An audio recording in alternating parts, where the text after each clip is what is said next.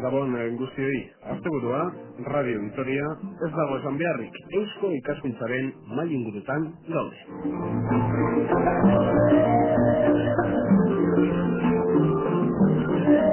Muy buenas noches, extranjeros en Euskal Herria. Este es el tema que Eusko Ikaskuntza, Sociedad de Estudios Vascos, nos pone en esta jornada sobre la mesa. Solo hace falta pasearse por calles como Barrancal, Santo Domingo o Cantón de Santa María, en el caso de Vitoria-Gasteiz, para darse cuenta de los cambios que se están produciendo en nuestra ciudad, ya de por sí mestiza. Hoy miramos la inmigración, pero desde un punto de vista histórico.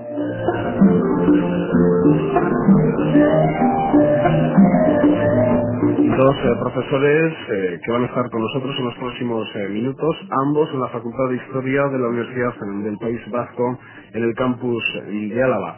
Vamos primero con las presentaciones del invitado que está al otro lado del teléfono. Él es Javier Ugarte Tellería, que es profesor de Historia Contemporánea en la Facultad de Historia de la Universidad del País Vasco. Javi, Gabón, muy buenas noches. Hola Gabón, buenas noches. Y en los estudios de Radio Vitoria, Alberto Angulo Morales, profesor de Historia, pero de Historia Moderna también en la misma facultad. Alberto Angulo Morales, Gabón, muy buenas noches. Gabón. Bueno, decíamos que si uno se pasea hoy en día por algunas calles del casco medieval, el casco viejo de Vitoria, Gasteiz, Santo Domingo, Barrancal o Cantón de Santa María, se da cuenta de los cambios que se están produciendo en los últimos años en la capital alavesa. Pero esta no es una historia, por lo que veo, Alberto, con este tema que tenemos hoy, extranjeros en Euskal Herria a lo largo de la historia, no es una historia que tenga que ver solo con el presente.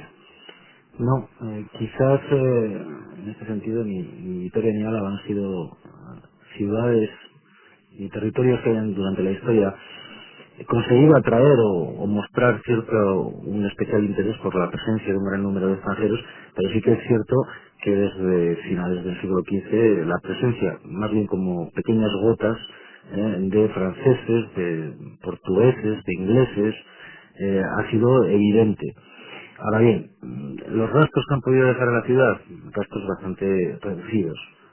Pero de todos es conocido la presencia de la existencia de una judería que a partir de la expulsión en 1492 deja una serie de rastros cuyo aspecto o elemento más significativo es la presencia del cementerio judío, el cementerio de San el Polvorín, y mostrando uno de esos elementos más llamativos, sobre todo porque rompe la tónica que durante varios siglos se había mantenido con estas poblaciones por el respeto que se mantuvo a ese cementerio judío a lo largo de varios siglos, y las buenas relaciones que se mantuvieron con comunidades como la importante comunidad judía de Bayona, que vivía en el barrio de Santo Espíritu.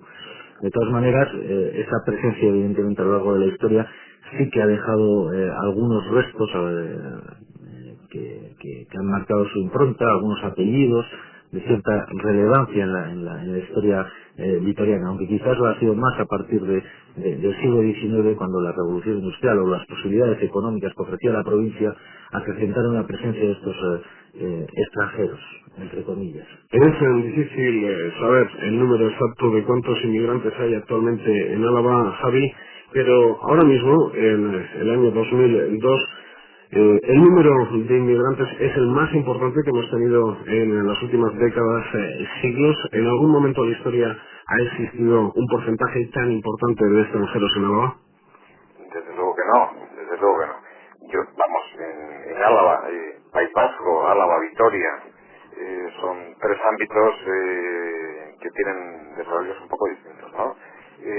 Comentaba Alberto, y sí que quisiera subrayar el hecho de que a finales del 19, principios del 20 llega cierta población desde fuera que se instala en Vitoria para aprovecharse de su situación y promover ciertas industrias, ¿no? Y eso son un poco los que inician un poco la industrialización de la propia Álava. Primera industrialización de Álava.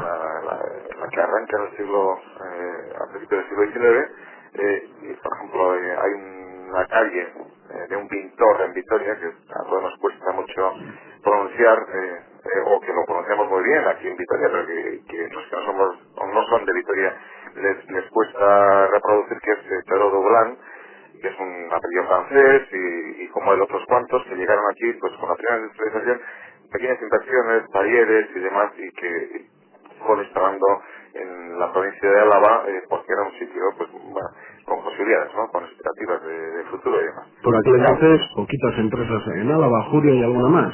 Sí, hoy hay muchas más. A mí lo que me llama en todo caso la atención de Vitoria es el hecho de que en el año 40 podía tener unos 40.000 habitantes y hoy tiene 220.000, ¿no? Es decir, ha multiplicado por 5, cosas así, ¿no? Es una cosa espectacular, y es un fenómeno que, al margen del hecho de la extranjería, que no siempre se ha producido, es verdad que a Vitoria, salvo los últimos años, que luego podemos hablar de ello, no han llegado muchos extranjeros, digamos, gente exótica, ¿verdad?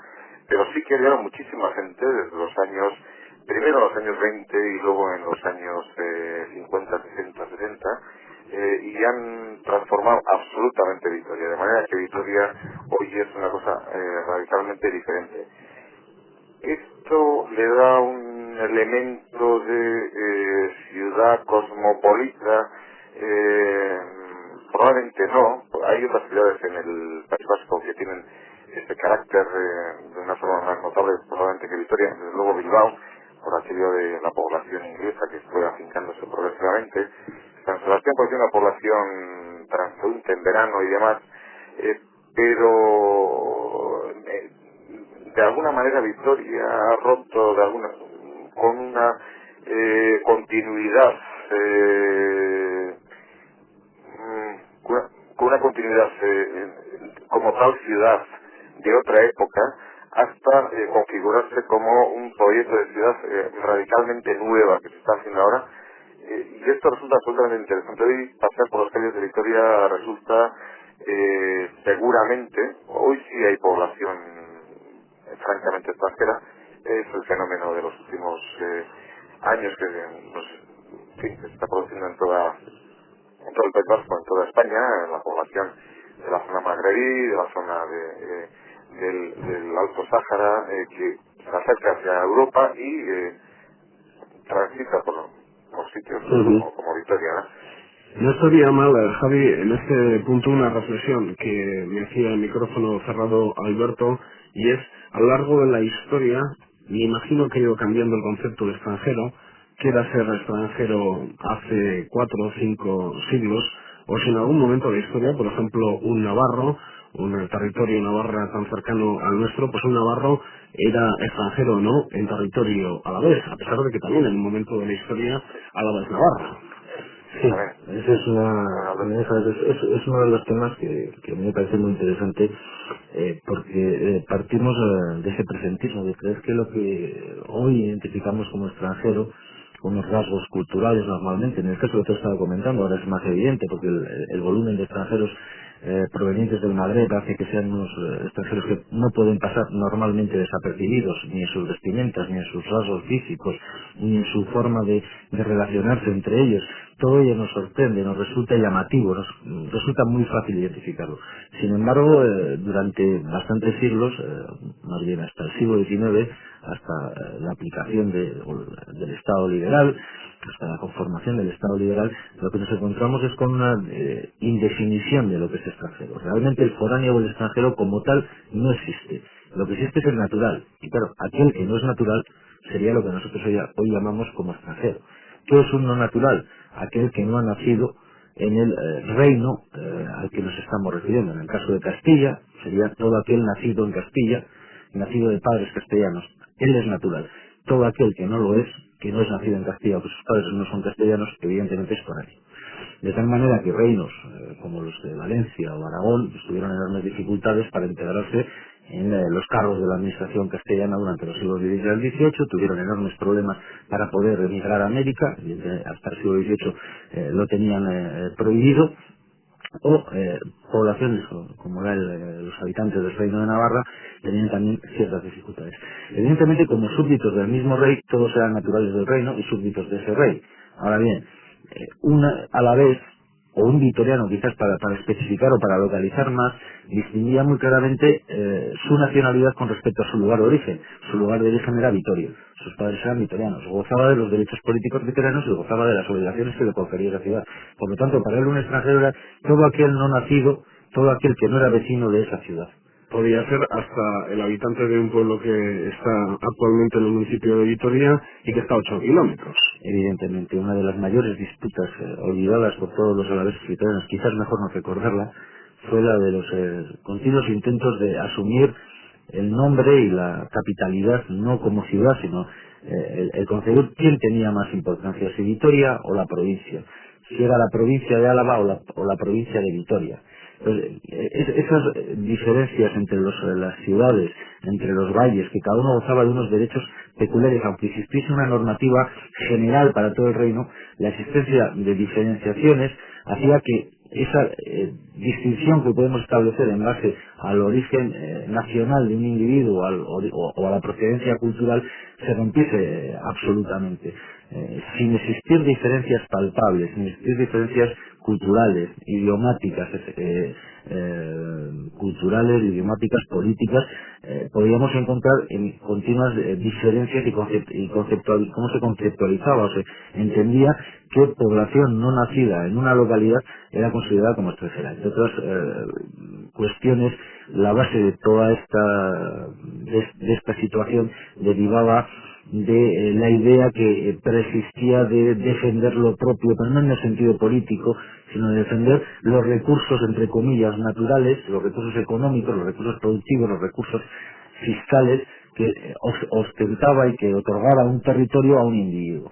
Por lo tanto, la identificación del individuo con su lugar de origen era mucho más profunda que lo que puede ser hoy.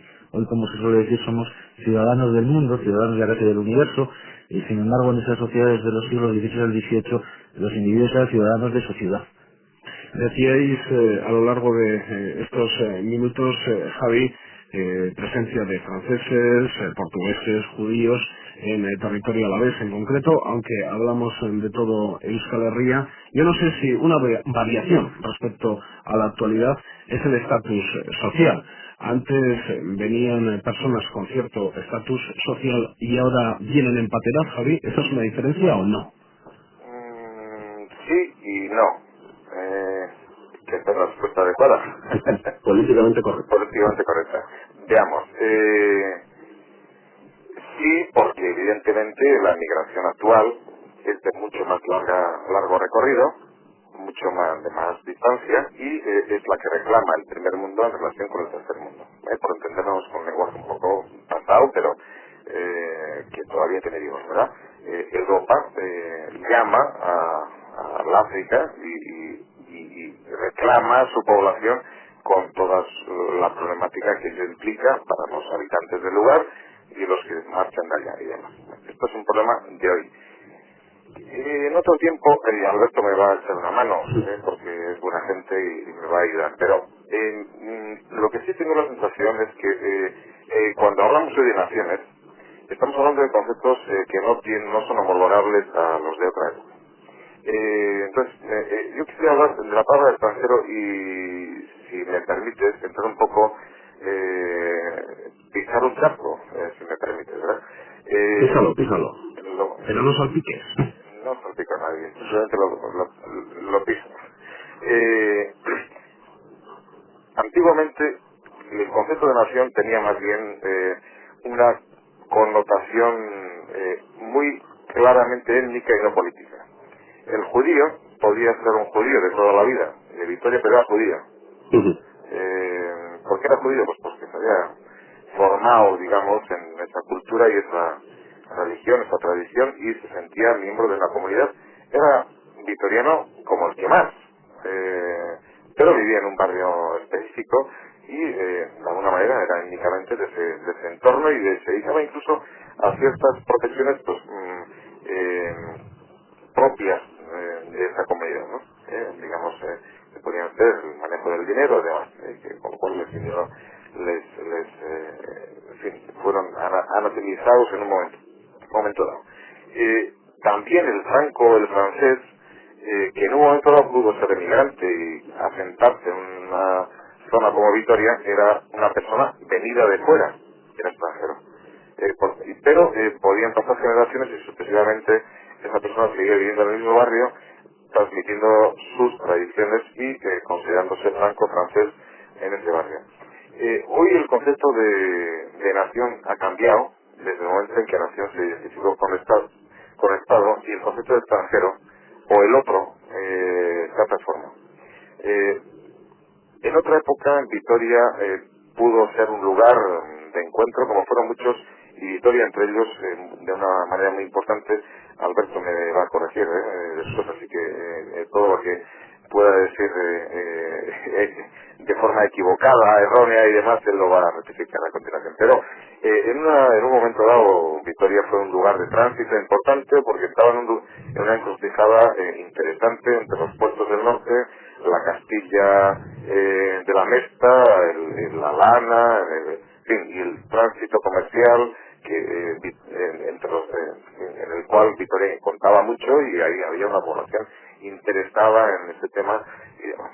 Esto era la Vitoria de otra época. Pero después Vitoria se asentó. En todo el siglo XVIII y XIX Vitoria fue asentándose como una ciudad con rasgos y definiciones más o menos claras y una cierta identidad propia. Todavía se dice vitorianos de toda la vida. Bueno, esto no has dicho tú. Todavía se dice, no es que lo diga yo, se dice, yo lo escucho. En la radio, soy periodista de Radio Vitoria, y el comentario de muchos oyentes cuando llaman a la radio, yo soy vitoriano de toda la vida. Sí, a partir de un momento, Vitoria empieza a recibir gente masivamente. ¿Son extranjeros? Pregunto. Seguramente no. Según el concepto moderno de extranjería, no lo son, porque son nacionales. Decía Alberto antes que nacionales eran los miembros de un entorno natural que podía coincidir con el reino, pero no necesariamente. Podía ser un entorno, digamos, comunitario, que podía ser municipal o supramunicipal, pero no necesariamente un reino y Alberto me corrige a continuación, pero hoy está claro, un nacional es un señor nacido en Lebrija, lo mismo que un señor nacido en Lequitio, lo mismo que un señor nacido en Bermeo o en Llobregat, en una zona de Llobregat, ¿no? del Bajo Llobregat o en Valencia. Estos son, todos ellos son nacionales. Sin embargo, cuando en Vitoria se acepta a toda esta población, se les considera, pregunto, y luego tú puedes seguir preguntando, como propios o ajenos. ¿Son de los nuestros o son otros? ¿O cómo se les acepta como unos más a integrar en el proyecto colectivo de Vitoria, o hay dificultades? Pero a ver, tú te has metido en el charco, eres profesor de historia contemporánea y me lanzas la pregunta a mí. No, hombre, responde tú mismo. No, bueno, pues así muy rápido, pero para darle la palabra a Alberto, que seguro que tiene puntos de vista y va a completar mucho lo que haya podido decir, ¿no? Vitoria crece muy rápidamente y es una ciudad muy receptiva, mucho más receptiva que otras, que tienen un carácter, pongamos Pamplona, por situar a alguna ciudad que no nos está escuchando en este momento, probablemente, espero. No llega, Radio Vitoria llega hasta Pamplona. Pues en el charco, los de Pamplona tienen una serie de rasgos y características que para ser pamplónica tiene usted que ponerse en San Fermín español rojo. Pero vamos a ver, Javi, década de los 50, los 60, 70, Vitoria, esos inmigrantes no llegan y no van a Bechuco, a Recaleor, precisamente no viven en el ensanche, no viven en las calles céntricas de Vitoria-Gasteiz, son trasladados a la periferia, ¿no? Vitoria, yo creo que los acepta de una manera bastante abierta. Vitoria es una ciudad mucho más abierta. Yo te decía que a principios de siglo era una ciudad punto cosmopolita, con un cierto trasiego de gente que viajaba de aquí a allá. y no tenía, era discreta también se decía discreta porque no tenía un carácter potente, y por de ahí la comparación con Pamplona. Pamplona tiene un carácter muy definido, ¿no? Y no hace falta que ponga ejemplos porque los tenemos todos en la cabeza. Vitoria no, Vitoria se le llamaba discreta, porque de alguna manera no proyectaba hacia afuera esta imagen de ciudad absolutamente cerrada, pero eso le vino bien para abrirse también a mucha población. A partir de que se abre a mucha población, cierto que la gente que va llegando va ocupando por una parte los niveles de trabajo menos queridos por la gente del lugar y los espacios que van siendo abiertos los barrios nuevos, ¿no? Desde Avechuco a Recaleón, etcétera. Eso es verdad, y bueno, pues ahí lo dejaría para, no sé, darle la palabra a Alberto y que buscar un contraste que diera más profundidad a lo que vamos comentando, ¿no? No sé si Alberto es de la misma opinión y tienes la misma opinión respecto a si Vitoria es una ciudad a lo largo de la historia y hoy mismo tan abierta como comenta Javi. Vitoria, como reza un libro publicado hace muy poco en el que participé, incluso me acuerdo de él muy bien, era una ciudad de ciudades. Vitoria, como muchas otras ciudades, cuando has dicho ese comentario, yo también lo doy, evidentemente, como vitoriano. Yo soy vitoriano de toda la vida. Sí, la definición de Vitoria durante muchos siglos ha dependido básicamente de los diferentes grupos sociales que han dominado esta ciudad y que han querido y creído que a través de ella podían proyectar algunos de sus objetivos. Un día me contaban una anécdota con esta historia, un niño perdido en Zarauz, de 4 o 5 años, le preguntan de dónde es. Yo, de Vitoria de toda la vida. De Vitoria de toda la vida. No, entonces, sí que esos elementos que hoy sirven para lograr esta identificación son los elementos más recientes. Pero volviendo al tema, a la pregunta que tú haces con anterioridad de si hay un elemento evidentemente diferencial entre esta emigración actual y la emigración de estos siglos de los que estamos hablando. Yo no voy a entrar en el concepto de si es una migración deseada o no deseada, aunque me parece que es un elemento muy operativo a la hora de analizar. A lo largo de los siglos XVI y XVIII probablemente la inmigración existente era una inmigración deseada. No hay que olvidar que, por ejemplo, desde finales del siglo XV, las disputas por ese comercio de la lana del que muy bien ha hablado Javi, entre Burgos y Bilbao, en el que Vitoria no entraba porque, entre otras cosas, no tenía tribunal de comercio, no tenía consulado con el cual poder competir. Pero esas disputas se llevaban normalmente a las salas de justicia de la corona, y el argumento que estaba presente era que en el fondo esas comunidades mercantiles formadas por comerciantes extranjeros, porque básicamente es una emigración normalmente muy selectiva. ¿Llegados de dónde? Normalmente en el caso costero, en el caso de San Sebastián, básicamente suele ser población de origen francés, sobre todo muy habitualmente proveniente de Bayona. También ocurre algo por el estilo más en el siglo XVIII en el caso de Iruña. Y en Bilbao hay una situación más, una presencia más amplia, donde se mezclan flamencos, lo que hoy sería holandeses y belgas, británicos, quiero incluir irlandeses e ingleses, y franceses. Básicamente en base a ese comercio de la lana y los lugares de donde se direccionaba, donde se dirigían esos productos.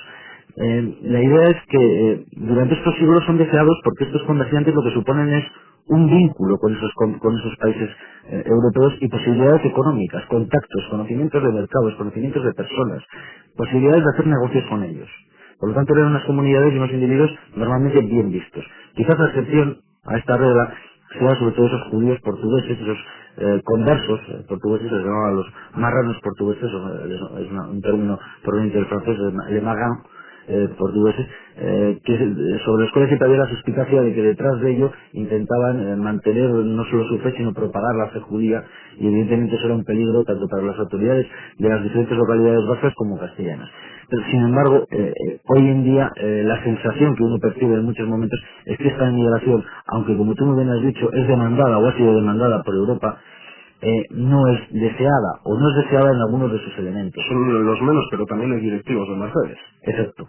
Lo que ocurre es que en el periodo que estamos hablando, aunque también te podría decir que había una migración, vamos a decir, semejante a la que proviene sobre todo del Magreb, de mano de obra, me refiero básicamente. Lo que pasa es una migración muy estacional, suele ser gente proveniente de los valles del sur de Iparralde y que normalmente es de actividades de tejería, calderería,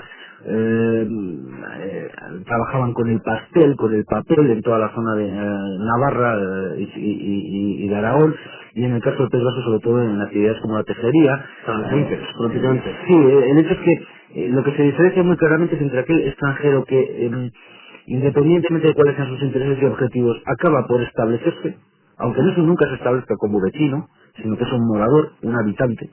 No es vecino en el sentido de que legalmente no es miembro de esa comunidad política, no es miembro de esa ciudad y no goza ni de los derechos ni de las obligaciones. Y cuando hablamos de derechos no estoy hablando de derechos políticos. Básicamente me estoy refiriendo a los privilegios que tiene cada ciudad.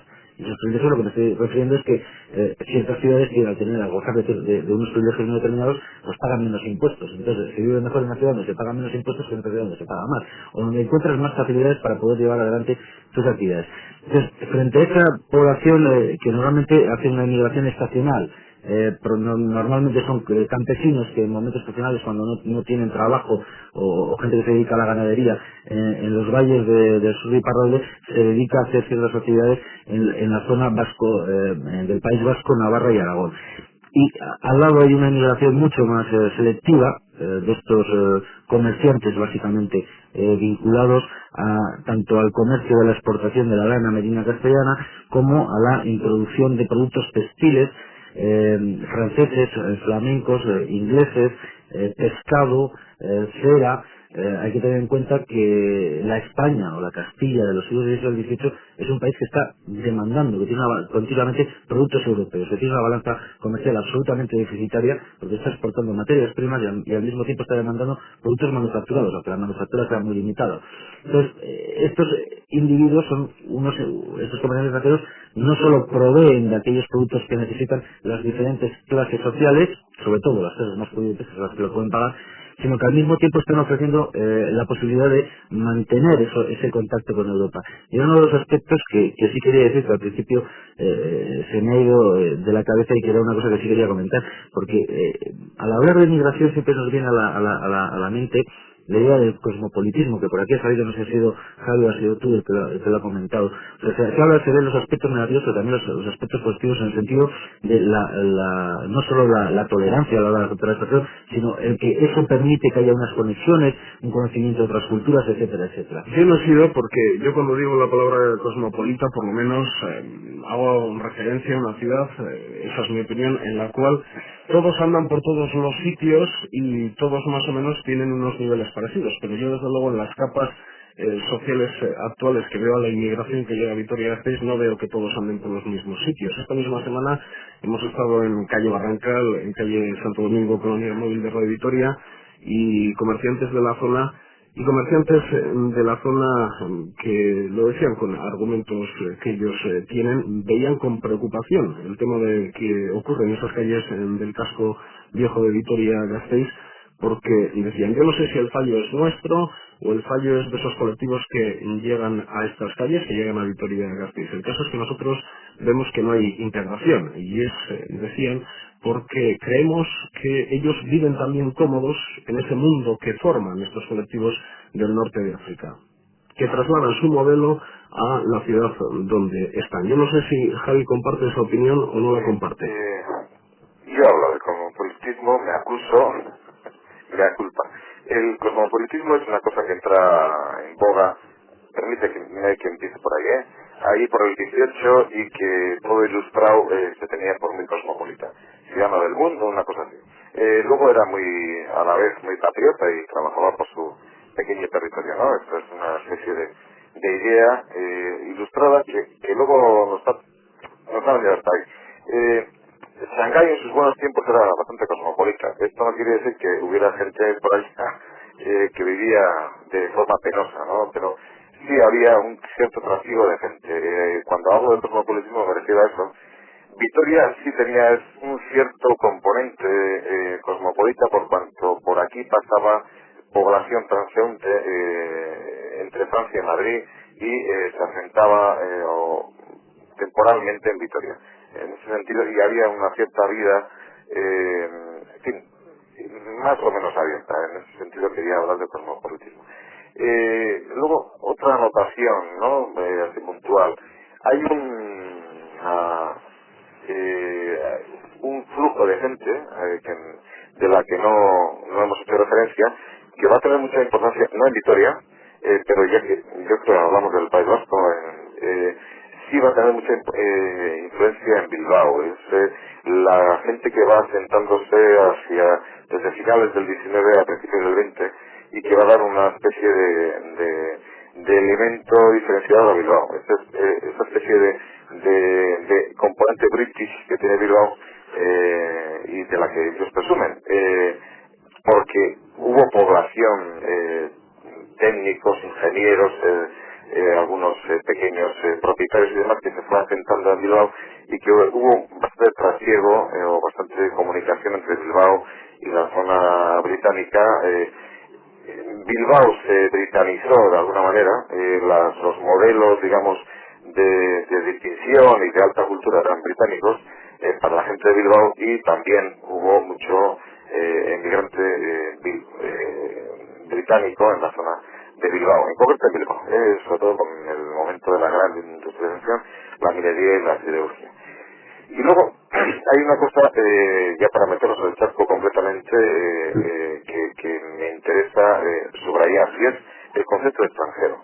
El concepto de extranjero, yo sí quisiera decir que es un concepto histórico, que no hoy consideramos extranjeros a los del Magreb o a la zona subsahariana, también a los franceses, pero tal vez en otra época no, y tú lo has señalado, tal vez extranjero podría ser en cierta época un navarro tan extranjero como uno de Bayona o uno de Burgos. Esa idea, yo creo que la palabra extranjero, que se ha sentado mucho y que tiene un concepto jurídico, creo, y ya vuelvo a decir que Alberto me rectificará, pero tiene un concepto jurídico que se ha desarrollado de una forma sustantiva a partir de la idea de un territorio identificado con una nación, identificado con un Estado, y esto ha venido a partir del siglo XIX, esencialmente. Otra cosa es que existieran comunidades ajenas, extranjeras, porque actuaban prácticamente en relación con la propia ciudad, en zonas especialmente comerciales, estoy pensando en Cádiz, estoy pensando de eso sabe mucho Alberto, ¿verdad? En Lisboa, estoy pensando en Bilbao, en zonas de ese tipo donde había comunidades llamadas extranjeras, en Sevilla, ¿no? Y él nos hablaba de ello. Eso es una cuestión, y otra cosa es la idea o la concepción del otro.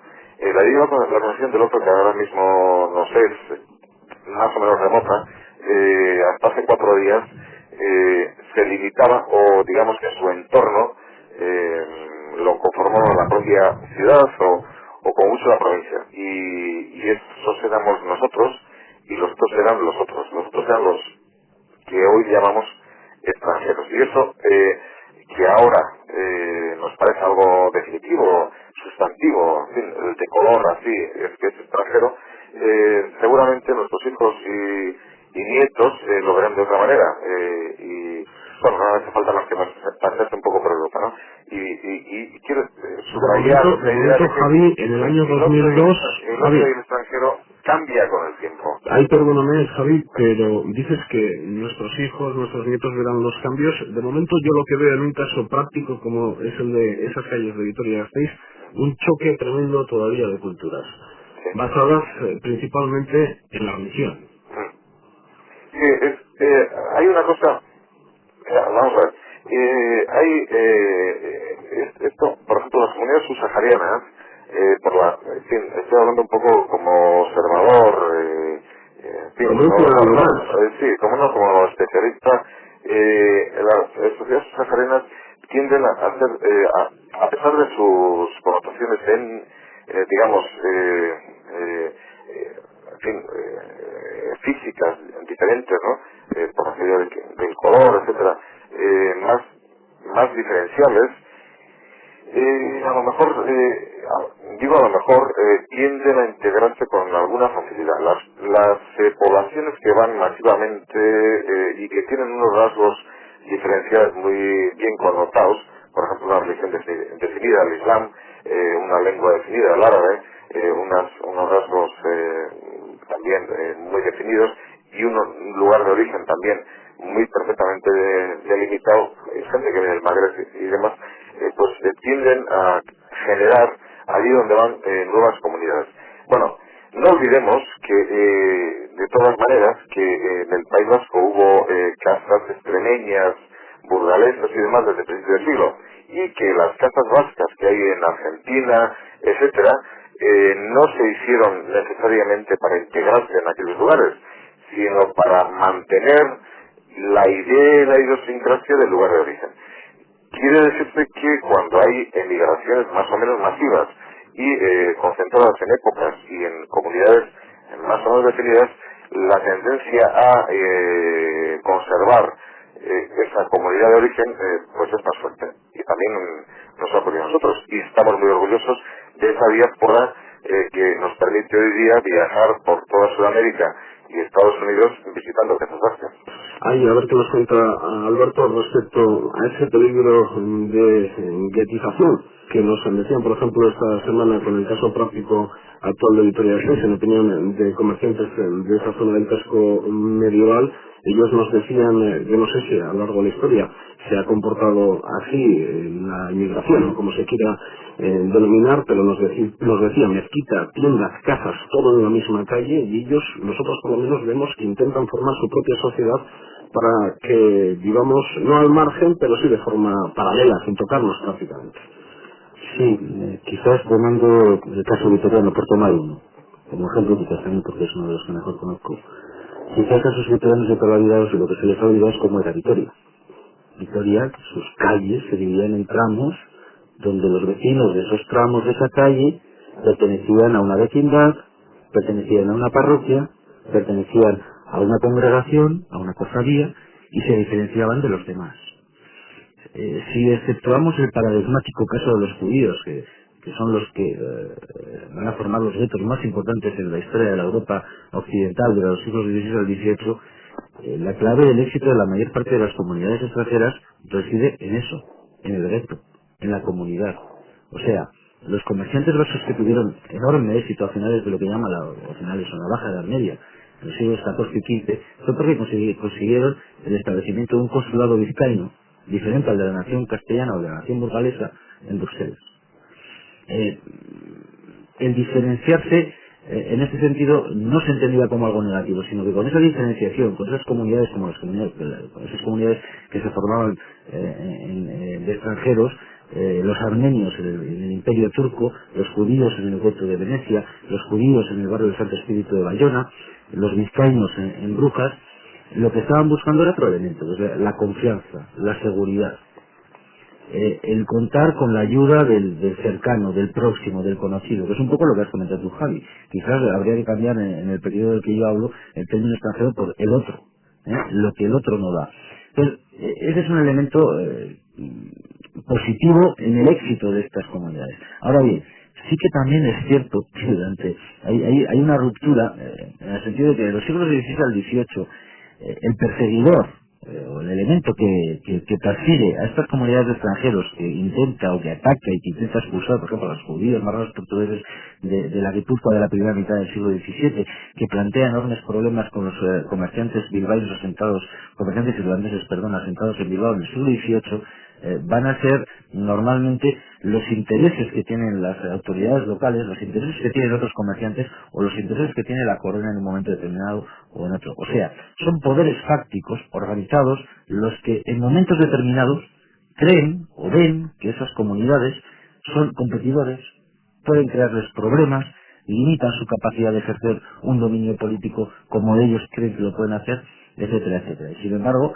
en la actualidad parece que es más la sociedad, más que las instituciones, las que se pone al frente de esa crítica, no digo de ese ataque, pero sí de esa crítica, de esa identificación de las comunidades extranjeras que se sientan en nuestras localidades como elementos, entre comillas, perniciosos. Ahora bien, una visión ya no científica ni histórica, sino lógica. Si cuando nosotros vamos de vacaciones nos encontramos con una persona que es de nuestra ciudad y otra persona que es de otra ciudad muy lejana, habría que saber normalmente con quién solemos intentar hacer las primeras amistades. Luego, evidentemente, si la persona que está en nuestra ciudad es muy desagradable, pues nos iremos con el de la otra ciudad. Pero ese motivo de cercanía, que tampoco sabríamos muy bien por qué identificar, parece que nos da una seguridad, un confort. Entonces es lógico. ¿No lo ves un peligro en la actualidad? No. Esa concentración de, por ejemplo, colectivos norteafricanos en unas calles, en unas zonas concretas de Vitoria. La concentración por sí misma, no. Con la etnia gitana en Vitoria-Gasteiz también se hizo experiencias en este sentido, si todos juntos o vamos por separado por diferentes zonas. Se ha estudiado también este tema antes, no es de hoy en día, ¿no? Hombre, evidentemente las autoridades intentan jugar en este sentido con esa situación, es decir, los problemas que puede generar un barrio donde haya un grupo étnico determinado, la posibilidad de expandirlo o de hacer que se resquebrajen las relaciones que existen, porque el problema, a mi entender, radica más en otro elemento del que se ha hablado, y es que en ese mismo espacio confluyen, como has dicho tú muy bien antes, la mezquita, la tienda, o sea, el hecho de que su mundo se reduzca no a un espacio, sino que su universo se reduce a un espacio.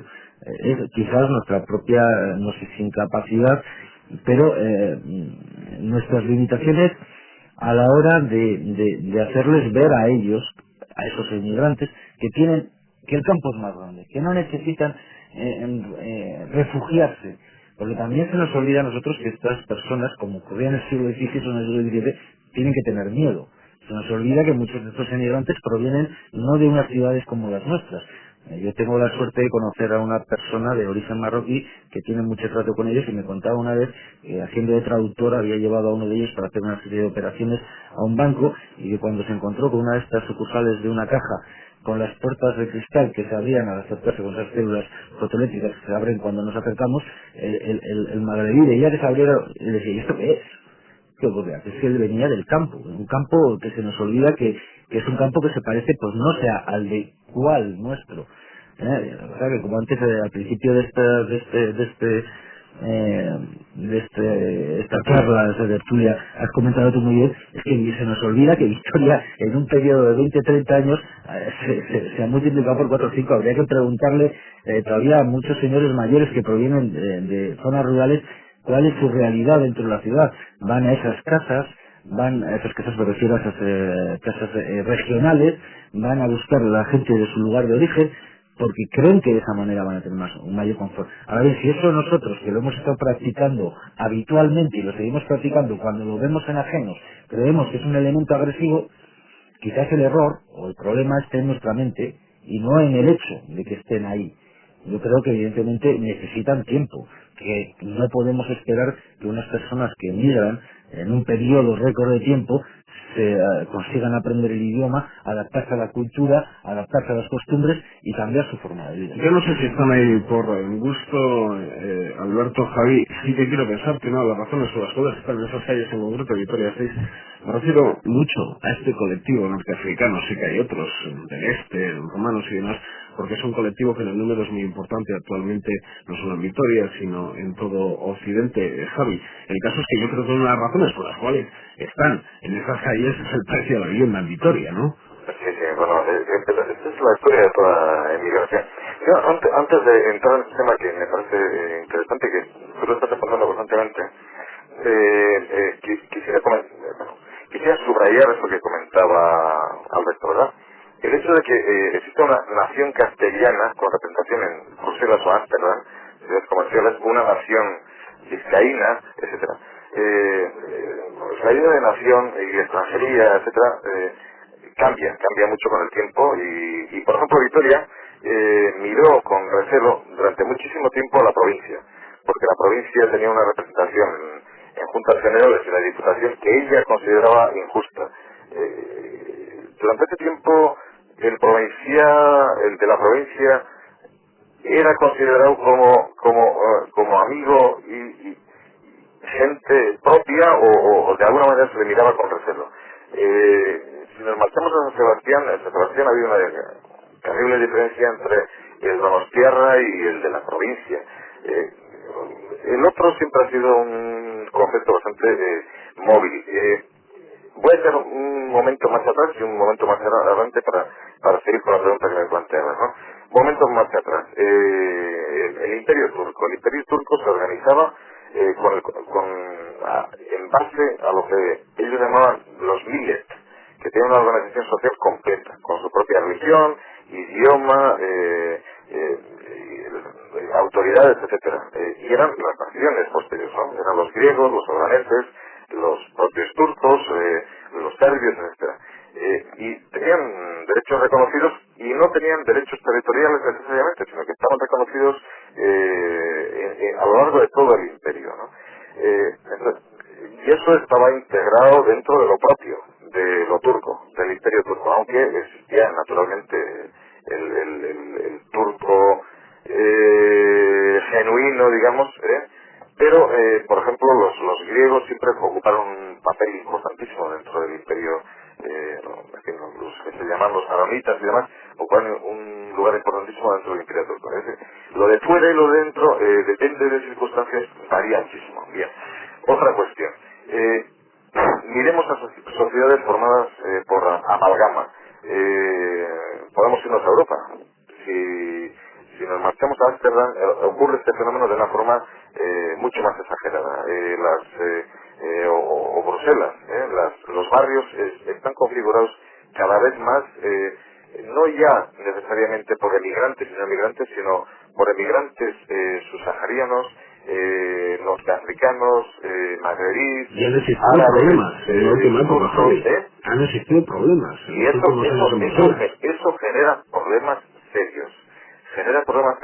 Problemas de confrontación. El caso de Gran Bretaña es un caso reciente donde las confrontaciones entre comunidades se están dando de una manera muy homogéneas, muy cerradas, entre las que se establecen solidaridades muy cerradas.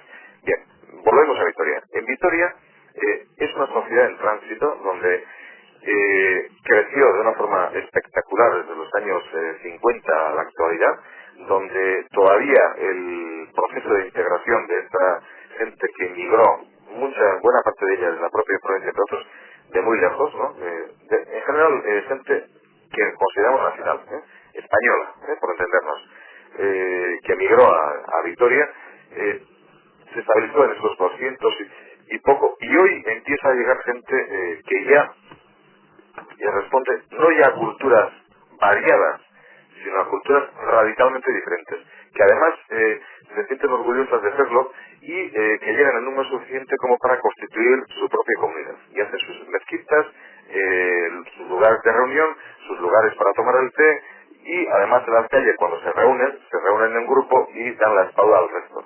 Esto naturalmente genera desconfianza, genera dificultad de relación. Y bueno, yo personalmente creo que como en la medida en que conozco otras sociedades hay que pasar por ello y bueno, el tiempo irá suavizando las situaciones. El caso de los gitanos, los gitanos que se han considerado una comunidad muy unida, también es un caso que en Vitoria pues conocemos muchísima gente, ¿no? Y que es difícil en la medida en que una comunidad se hace fuerte en sus propias tradiciones, integrarla dentro de lo que son los hábitos de una sociedad occidental más o menos desarrollada. Y eso es un problema. Y es un problema que hay que gestionarlo desde las autoridades políticas y también socialmente asumirlo, por una parte, saber que existe y a partir de ahí construir. Pero no deja de ser un problema. Ciertamente es un problema. Yo creo que sí que lleva razón cuando dices que eso puede generar problemas. De hecho, los genera. Yo creo que sí. Aunque parezca mentira, hemos terminado. Eso sí, quiero, Alberto, que tengas 40 segundos, 50 segundos para, de todo lo dicho, que nos hagas un pequeño balance. Es difícil, pero desde luego con esa referencia que tenemos en la actualidad, que si sube un poquito Vitoria-Gasteiz, por ejemplo, por poner un ejemplo de más cercano en población, es porque llegan inmigrantes, no por tasas de natalidad propias o de mortalidad. Si crecemos un poquito suele ser por la llegada de inmigrantes, pero esta no es una realidad solo de esta época, sino que de otras maneras, de otras formas, hemos visto que extranjeros, los otros, porque quizás la palabra es los otros, ha sido una realidad, no a lo largo de la historia. Nosotros, bienvenidos en unos momentos, otras veces malvenidos, mal recibidos, mal aceptados. Una de las características más importantes que tiene el País Vasco, y vuelvo al tema del cosmopolitismo, es justo el contrario. No cuántos emigrantes o cuántos extranjeros o de los otros estaban aquí o venían aquí o se estaban aquí, sino también la capacidad que tuvo la población, una sociedad muy dinámica, sobre todo en el caso luterano del siglo XVI, de salir fuera, de conocerlo. Porque el problema es que nosotros no conocemos a estos otros que han venido y los queremos conocer en nuestro terreno. Yo no voy a entrar en la última pregunta que has hecho y estoy de acuerdo absolutamente con lo que habéis comentado, pero sí que creo que hay también una actitud de temor por parte de la población autóctona, de creer que es necesario que esas otras poblaciones que se asientan tengan que resquebrajar sus vestimentas y aceptar la rutina, las costumbres y eso de que somos vitorianos. Igual resulta que dentro de 40 años el ser vitoriano es, pues no sé, que nos guste la música de Madrid o la música árabe, si no lo sé. Esas definiciones que parece que son cerradas, es lo que más peligro puede producir, tanto en el caso del otro que se asienta aquí, en este caso de lo que estamos hablando, de lo más reciente de esta población de origen madridí, como en el caso de nosotros. Tenemos que ser más receptivos, tenemos que aprender de nuestro pasado para hacer dos cosas fundamentales. Una, salir, ver y conocer, y la segunda, intentar entender lo que nos está pasando y redefinir continuamente nuestra propia realidad y entender que la Vitoria del siglo XVI no es la del XVII, no es la del XVIII, no es la del XIX, no es la del XX, no va a ser la del siglo XXI y evidentemente tampoco la del XXII. Soléis decir que la historia es un buen elemento para conocer en qué momento estamos. Ese asunto es el que nosotros tratamos, los periodistas, el presente. Y yo estoy de acuerdo. Mediante la historia conocemos mejor el presente. Por eso esa lucha que he mantenido con vosotros para intentar traeros al presente con toda esa documentación que vosotros acumuláis respecto al pasado. Pues Javier Ugarte, Alberto Angulo, a los dos, eskerrik asko eta beste bat arte. Pero esto sería entzule guzti. Zuei, hain zuzen ere, badakizue, datorren asteburuan hemen egongo gara, Radio Vitorian, Eusko Ikaskuntzaren mahainguru berri batean. Agur.